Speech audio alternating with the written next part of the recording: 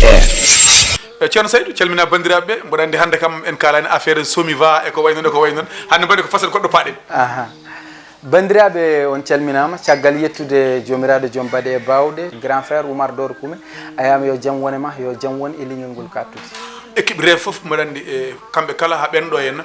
somi wima ko ardi foof holko woni muujibu garal mon ɗo henna e oɗo saaha ko holɗum jaboɗa bandiraɓe eyyi muujibu garal amen oɗo saaha nde tawno minen ko momin ndeyo jogui konngol jogui yidde e wiyande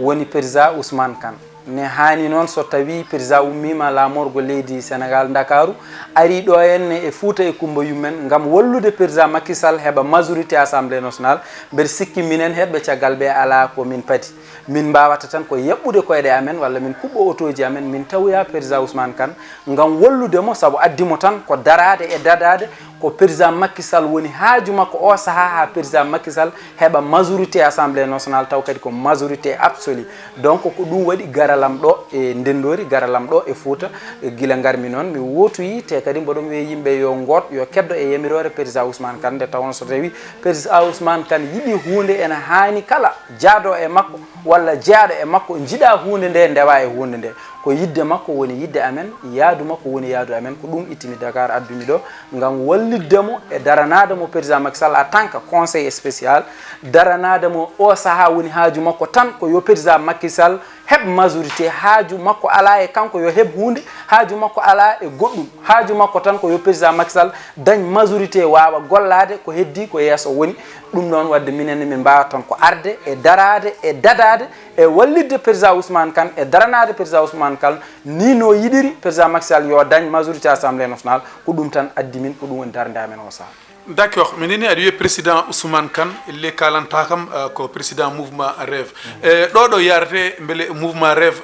duƴƴal ngal joguino e cellal e sembe mo joguino e hattano no yaranno ni ene jokki ha ɗo yarate walla e o saaha mouvement rêve mana ko ɗefi e ustur jaɓɓal ko hande ɓuuri hande mouvement rêve eɗen gandi hande mouvement rêve ɓuuri hewde doole so haalde Allah ko hande ɓuuri darade hande ɓuuri yiɗede hande ɓuuri mawnude holko waɗi mi wiide noon mi addanma dalilu tan sumgol lefol laamu ɗi ɓennuɗen ko ɓooyani hay seeɗa ko mouvement rêve dañi ɗo e ville Ndendori commune Ndendori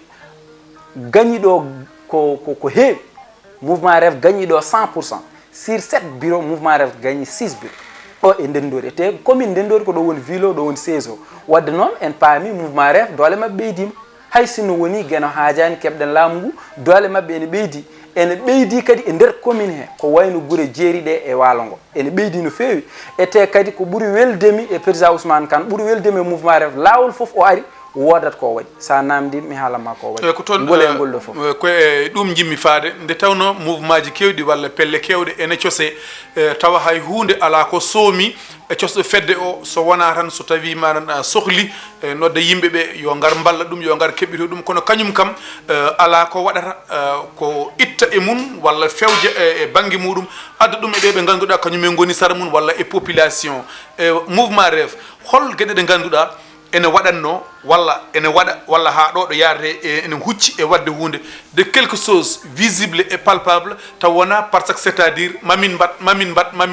mami ha ɗo fuɗɗiri taw mo ala ɗo haadi saɗa tesko émission meɗen mo cakkittuɗen waddude e Dakar mi wima président Ousmane Kane toujours o ittat moyen makko kanko fadani e laamu gam wallidde population ɗum mi haalnima hen ko heewi ko waɗno mami artu hen joni saabu sa ƴeewi hande kanko aɗa wawi wiide wona ministre o wona DG o wona maire o wona so ko conseil spécial ko poste watgo fayida mais eɗen gandi kam ko poste ngo ala kalis o woni ɗon tan komo walla président mo walla yimɓeɓe ko dañi hen foof o wattata ko yimɓe makko mais moyen makko mo dañanta hoore makko ko on o wattata e guure he wadde noon wona maire minen sukaɓe hamin mbawi wiide wona faaro feɗɗiriɓe famɓe janggo koye ɓam janggo